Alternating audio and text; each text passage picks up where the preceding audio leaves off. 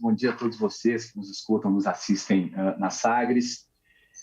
O que aconteceu quando o presidente da República reúne representações diplomáticas, portanto, representantes oficiais de outros países, para colocar em questão a seriedade, a integridade e a honestidade de um processo eleitoral conduzido por um tribunal eleitoral que acompanha toda a história da nossa República Democrática, operacionalizado por urnas eletrônicas que são testadas, auditadas, avaliadas, estudadas desde 25 anos atrás. É um ato claramente de ataque às nossas instituições democráticas que atravessa uma linha que o próprio presidente Jair Bolsonaro ainda não havia atravessado.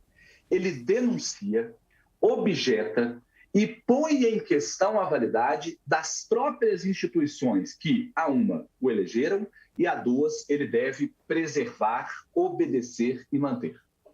Para que as pessoas entendam, a lei de crimes de responsabilidade, aquela que estabelece as ocasiões em que um mandatário pode sofrer um impeachment, pode perder os respectivos direitos políticos, prescreve no seu artigo 7º, essa é a Lei 1079, a linha 4, que é crime de responsabilidade do presidente da República utilizar o poder federal para impedir a livre execução da lei eleitoral.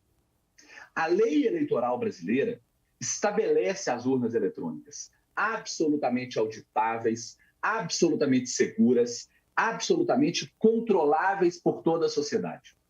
Quando o maior mandatário da República comparece para outros países, colocando em questão a própria soberania brasileira, oficialmente, dentro do Palácio do Planalto, e diz que esta lei eleitoral não é íntegra e é sujeita a fraudes, sem nenhuma evidência nesse sentido, como ele mesmo atesta, não há outro nome na teoria política para isso, senão uma tentativa de golpe, ou seja, de desestabilizar instituições democráticas contra o que prescreve a lei, e não há nenhum outro nome no direito constitucional senão crime de responsabilidade. Portanto, do ponto de vista estritamente técnico, a única possibilidade válida juridicamente após esse ato seria o impeachment do presidente da República por cometimento de crime de responsabilidade. Só que tem um jogo político e nós sabemos que isso provavelmente não vai acontecer. Nesse jogo político, é importante nós percebermos que esse ato tão agressivo, tão ilegal, tão atentatório contra o regime democrático instituído a partir da Constituição de 1988, representa menos a força e mais a fraqueza do governo. Para que um presidente da República se decida a ir para o Palácio, reunir-se com a representação de vários países do mundo, para colocar em questão a idoneidade já testada, autenticada, certificada, tecnicamente aprovada do processo eleitoral que está prestes a disputar, é certo que ele conta com pesquisas qualitativas, levantamentos de opinião pública, análise de comportamento, que indicam que ele não vai vencer essa eleição. Ninguém toma um ato tão drástico contra a estabilidade institucional se acha que pode vencer as eleições. Não é certo que o partido do presidente, os seus estudos internos, aquilo que ele disse, né, que a minha inteligência que funciona e tudo mais, já detectaram que a mudança constitucional que vai jogar dinheiro de helicóptero apenas até dezembro, a gente chama isso na teoria econômica, né, de dinheiro de helicóptero, que é simplesmente distribuir renda sem nenhum projeto social por trás, o auxílio aos caminhoneiros, o auxílio aos taxistas. A população já percebeu provavelmente que isso é só até dezembro, e ele deve ter pesquisas qualitativas que indicam que não terá o êxito eleitoral esperado com essas medidas. E, portanto, naquela velha lógica da criança que diz a bola é minha, o jogo não vai acontecer, acaso eu perca, ele já se antecipa nesse sentido. Portanto, isso é muito mais uma demonstração de fraqueza do presidente da República no seu projeto eleitoral do que de força. E o resultado foi que ontem 40 procuradores da República especializados em defesa dos direitos do cidadão pediram ao Procurador-Geral da República, o Aras, que tome alguma providência em relação ao assunto.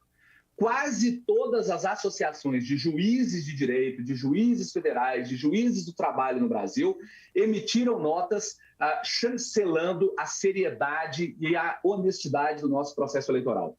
quase todas as associações científicas do campo do direito, o Comped, por exemplo, que reúne toda a pós-graduação do direito no Brasil, emitiram notas defendendo a idoneidade do processo eleitoral. A Associação dos Policiais Federais emitiu nota defendendo a idoneidade do processo eleitoral. Ou seja, foi um ato que questiona a própria legitimidade da ordem, das instituições, do direito vigente no Brasil e que não contou com o apoio de praticamente ninguém. Ministério Público, juízes, policiais, cientistas, toda a sociedade, seja ela de direita, seja de esquerda, percebeu a seriedade da questão. Alguém que está próximo a perder uma eleição, tentando inviabilizar as normas do regime democrático. Repito, isso é utilizar o poder federal para impedir a livre execução da lei eleitoral. É um crime de responsabilidade. A nossa legislação prevê a perda do mandato e dos direitos políticos de quem o pratica. Análise do professor Frank Tavares, cientista político, nesta edição aqui da coluna Sagres em Off, nesta edição de quarta-feira. A gente tem mais assuntos a tratar com ele aqui dentro do Sinal Aberto, mas a coluna fica por aqui. A coluna também é podcast, está no Deezer, no Spotify, no SoundCloud e nos tocadores do Google e da Apple com todo o conteúdo no sagresonline.com.br. Sagres em Off. Sagres em Off.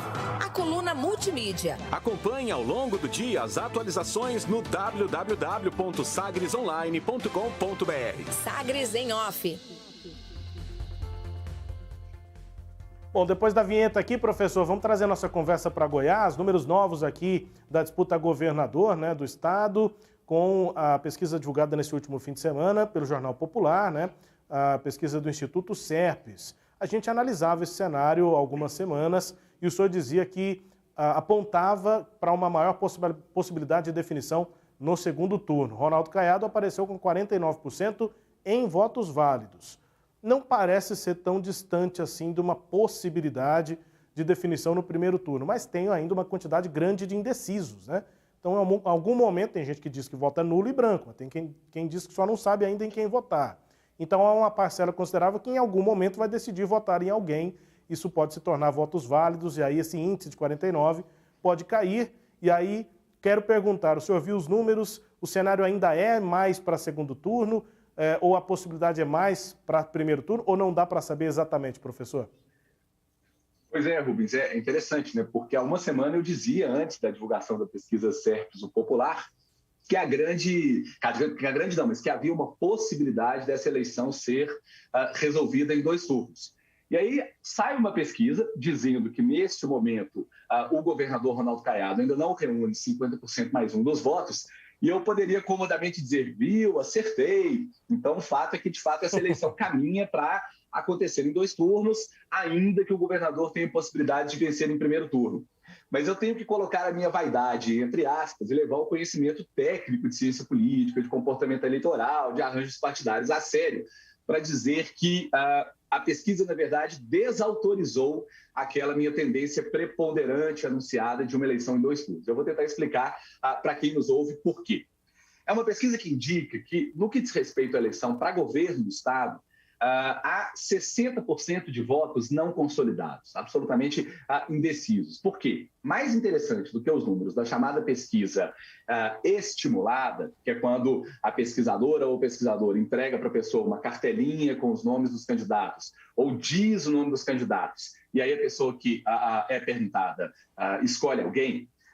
O importante é a pesquisa espontânea nesse momento, que é aquela em que você pergunta em quem você vai votar. E aí a pessoa já tem o candidato. Esse voto anunciado como espontâneo tende a ser muito consolidado. Quando uma pessoa numa pesquisa, sem ter uma cesta de candidatos, já diz em quem vai votar, dificilmente essa pessoa muda o voto, a menos que aconteça um fato novo, que surja um escândalo, alguma coisa assim.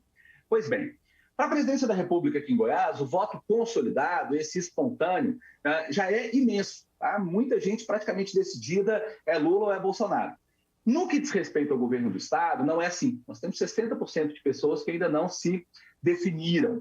Isso, portanto, indica que a campanha eleitoral para o governo do Estado ainda não entrou na agenda. As pessoas ainda não estão falando dessa campanha nas suas interações no WhatsApp, nos vídeos, nas dancinhas que assistem no TikTok, nas conversas na padaria, nas conversas no elevador.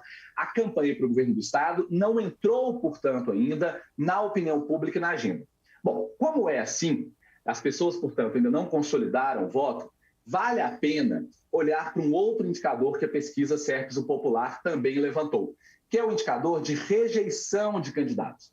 Esse indicador nem sempre é interessante para perceber até onde vai uma candidatura, porque é claro que quando alguém cresce muito, é esperado que a rejeição cresça também. Isso é típico do ponto de vista de análise de pesquisas eleitorais. Mas nesse caso específico, como há um enorme mercado eleitoral aberto de pessoas que não firmaram o seu entendimento até este momento, vale a pena olhar para a rejeição para saber qual é o potencial de crescimento nesse mercado aberto das diferentes candidaturas. E ali o interessante é que todo mundo tem rejeição baixa, mas Marconi Perillo tem 30%. É baixo, mas é o dobro de Caiado, que tem 15%. Obviamente, ambos são muito conhecidos. Um porque é o governador, foi senador, lá atrás foi candidato à presidência da República. O outro porque foi governador em mais de uma ocasião do estado de Goiás. Se as pessoas conhecem e rejeitam Marconi Perillo ao dobro de Ronaldo Caiado, esse é um diferencial importante em favor do governador.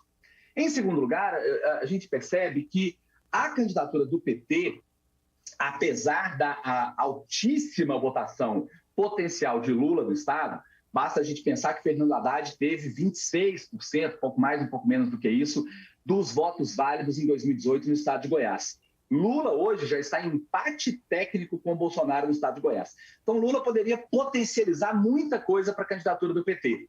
Mas isso não aconteceu e é provável que não ocorra. O candidato está com um baixíssimo percentual nesse momento. O mesmo se diga com relação a Vitor Hugo. Eu esperava que, nesse momento, tanto o Volmir quanto o Vitor Hugo já tivessem crescido para ter candidaturas ali acima dos 13%, 14%, que, somados a Mendanha e a Marconi Perillo, levariam alguém para o segundo turno. Provavelmente o próprio Mendanha. Mas o que acontece, então, é que está todo mundo abaixo de 15%, com o Volmir Amado e o Vitor Hugo muito abaixo. E eu não sei se eles vão ter tempo para estrutura partidária, condições, para poder crescer muito. Se outras candidaturas não crescem demais, provavelmente o Caiado é o atual governador, tem uma taxa de popularidade muito razoável, ele consegue avançar nessa barreira dos 49% e quase inercialmente alcança 50% mais um dos votos válidos. Então, veja, eu dizia que o cenário estava aberto há uma semana, mas que era provável que ocorresse no segundo turno, dado o potencial das candidaturas do PL e do PT. Sai uma pesquisa indicando, de fato, o segundo turno, mas eu, pessoalmente, mudo a minha posição porque percebo que a rejeição do Caiado é muito menor do que do Marconi Perillo, portanto, ele tem um potencial ainda muito significativo, e que as candidaturas do PT e do PL não estão crescendo como seria de se esperar. O eleitorado já se definiu quanto a Lula e quanto a Bolsonaro, mas isso ainda não se projetou e dificilmente se projete como eu imaginava nas candidaturas à eleição do Estado. Então, eu acho que neste momento é mais provável que a eleição termine em primeiro turno. Mas eu sempre lembro do Tancredo Neves, lá nas Minas Gerais, nos anos 70 e 80, dizendo que a política é como uma nuvem. Você olha, descreve, daqui a pouco passa um vento e as coisas se modificam. Mas eu acho que a informação que essa pesquisa traz, apesar de Caiado com 49%, é de um potencial muito significativo para que ele vença no primeiro turno. É isso, professor. E a nuvem é aquela coisa, né? Ela pode até mudar completamente de lugar, pode bater o vento, ela muda de forma, ela pode deixar de existir, mas qualquer mudança que vem, ela vai partir de onde aquela nuvem estava. Não dá para mudar a análise do momento. Exatamente. E a análise do momento é essa, e eu quero agradecer muito ao senhor por essa participação quase que semanal aqui. A gente vai continuar conversando ao longo desse processo sobre o cenário em Goiás e também no Brasil. Muito obrigado pela participação aqui na coluna, mas também no nosso programa sobre os cenários aí para a eleição desse ano. Um abraço para o senhor, boa viagem, se eu não estou enganado, o senhor vai embarcar daqui a pouco, e grande abraço ao senhor. Bom trabalho, professor. Muito obrigado, bom trabalho para vocês, é sempre uma honra. Agora eu vou lá pegar um voo. Um abraço para todo mundo. Prazer nosso ter o senhor aqui. Obrigado pela presença, pela análise.